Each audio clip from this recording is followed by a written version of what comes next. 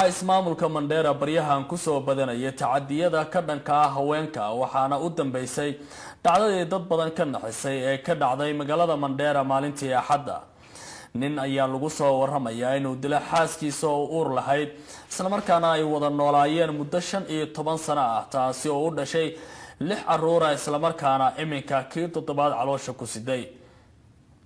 eedaysanahan tuhmanaha ah ayaa lagu magacaabaa Faisal waxaana xaaskiisa uu tooriyay kadib markii muran uu dhaxmaray isaga iyo iyada.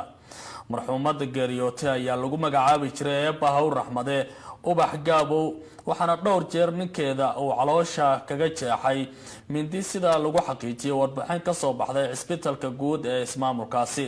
dib 24 saac oo halkaasi dhaawac ahaan ay u tiilay.